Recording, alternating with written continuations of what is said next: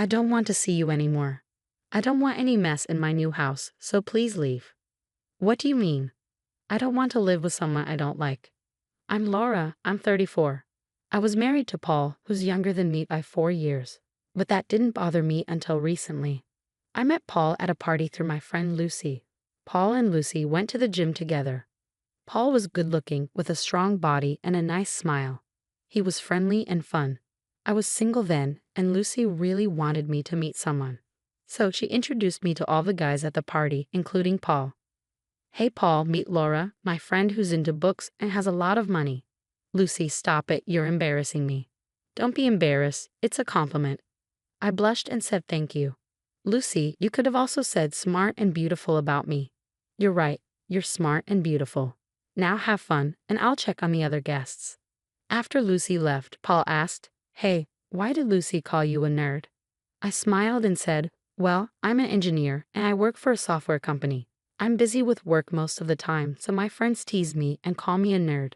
Wow, that's cool. So you must make a lot of money since they call you a millionaire nerd. I burst out laughing.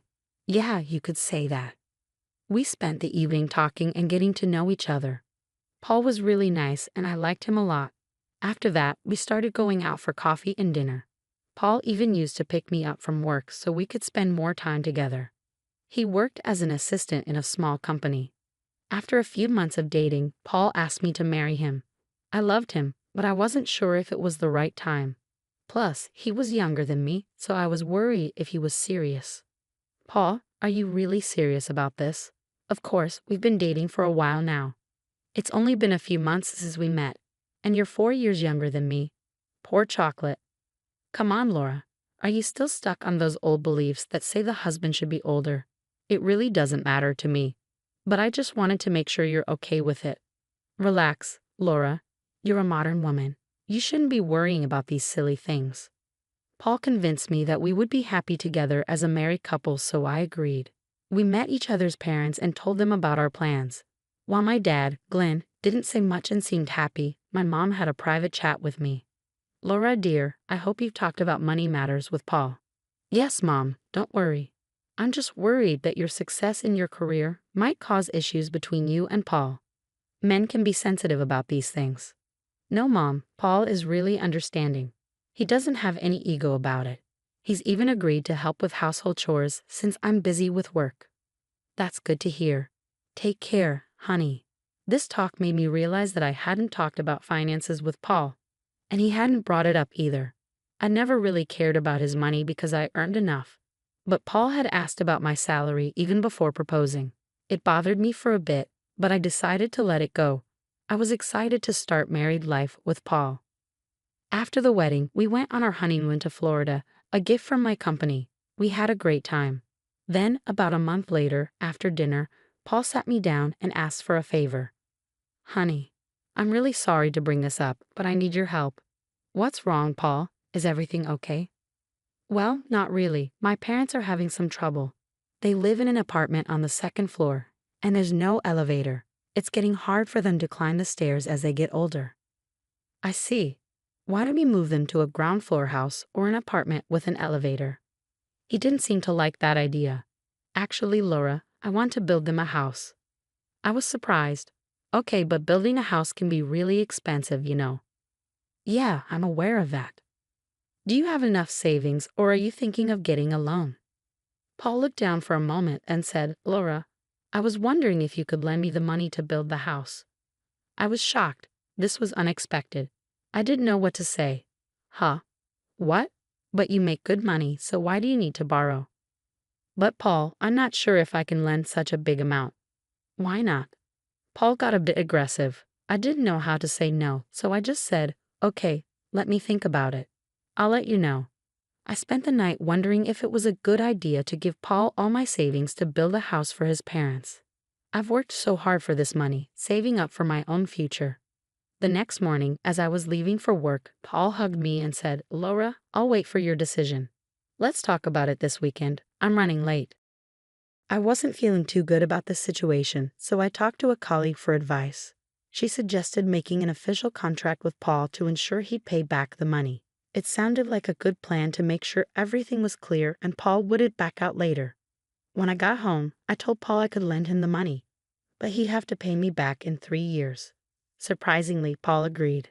I made it clear he'd need to sign official papers, and if he didn't pay me back, I could take legal action.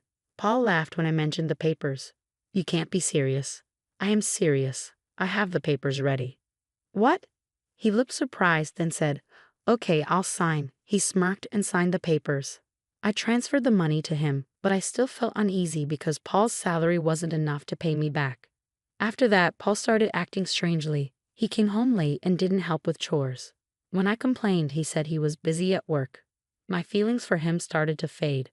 On weekends, he was often away, overseeing the construction of his parents' new house.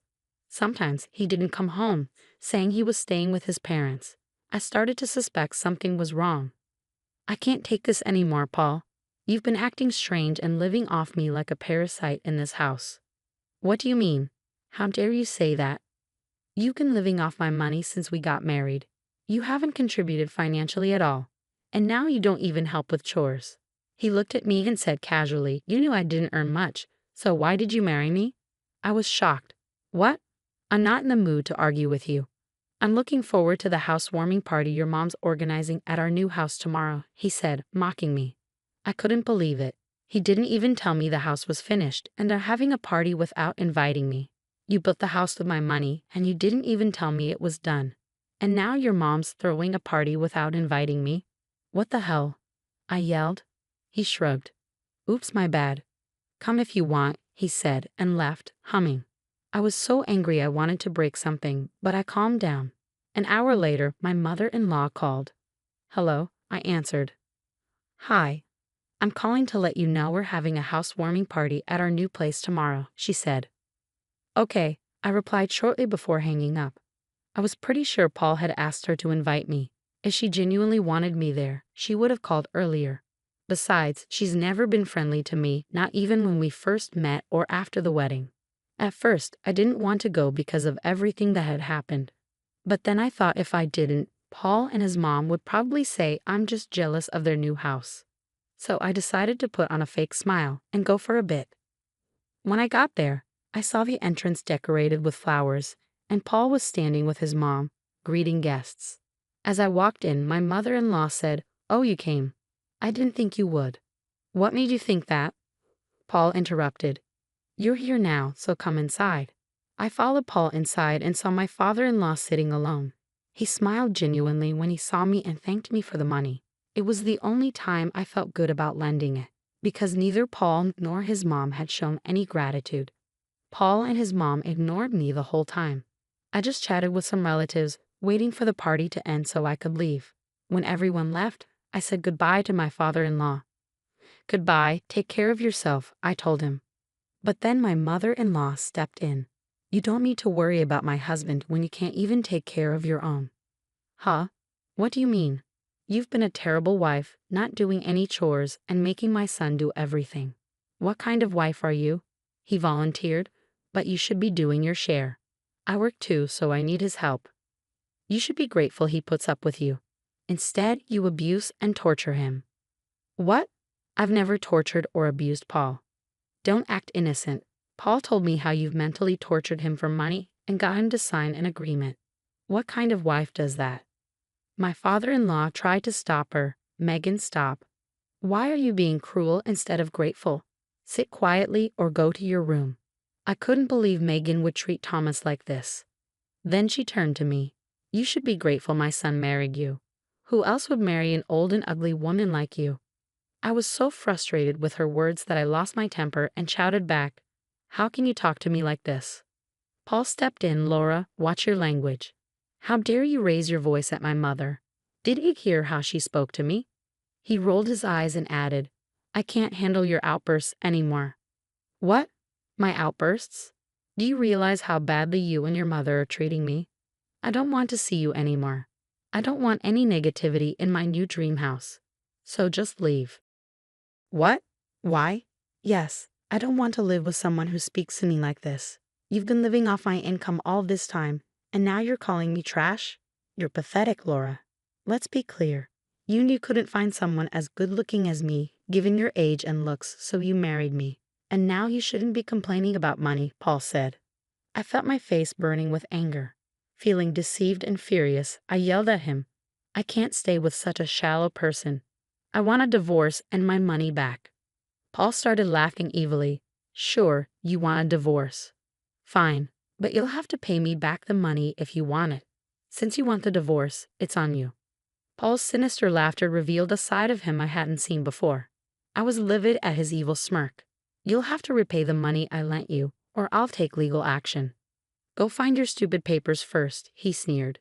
Feeling numb, I left, unable to bear any more insults. They had belittled and mistreated me. I went straight to the bank where I kept the papers in the locker, only to find them missing. Checking the bank log, I discovered Paul had accessed the locker a month ago. It was a joint account, so he had access too. We'd opened it after getting married to save money, but it was mostly my earnings going in. Even the copy in my wardrobe was gone. Realizing how Paul had deceived me, I understood his interest in me at Lucy's party was because of my salary. He'd been living comfortably off my earnings in my house. Then he emotionally manipulated me into lending him money for his house and later kicked me out. And now he's stolen the agreement so I couldn't get my money back. I'd been tricked, but thankfully, I still had the original papers. I gradually felt like Paul might betray me, so I kept the original documents safe at my parents' house and kept copies in the bank and my wardrobe. Despite all the pain and insults, I was relieved that I followed my instincts and kept the papers away from Paul's reach. I called my mom and told her everything.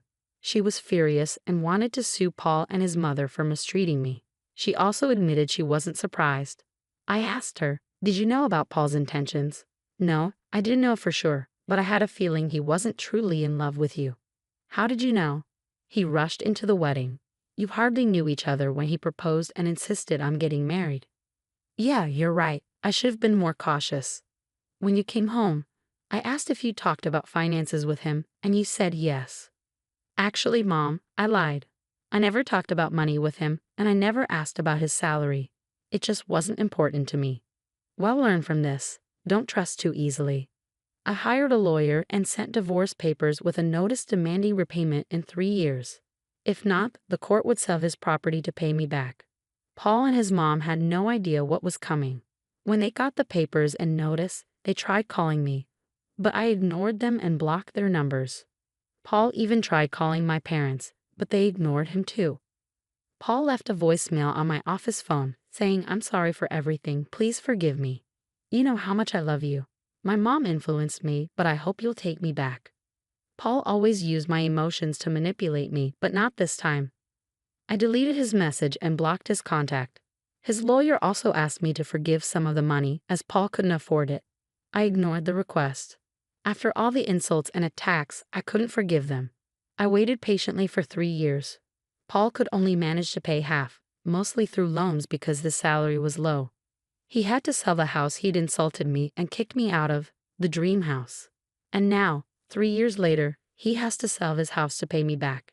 It seems like things didn't go well for Paul and Megan after everything came to light. Paul moved back in with his parents and they faced a lot of backlash from the neighborhood. Megan continued to mistreat Paul and Thomas for their financial situation, even after everything. Paul's reputation took a hit at work, and he eventually left his job and moved away. Thomas also left Megan and went to live with his brother in the countryside. Megan now works as a nanny to make a living. I don't feel sorry for either Paul or Megan, as they brought this upon themselves. I'm glad to hear that Thomas will finally be able to live peacefully in his retirement years. It sounds like you're being careful this time around. You've been dating Charles for a year now. He's your colleague and 35 years old. You've known him for a while. But there were no romantic feelings before. About a year after your divorce, you started to enjoy each other's company at an office party, and things progressed from there. It's good that you're taking your time to think things through this time. It's important to be cautious after what you've been through.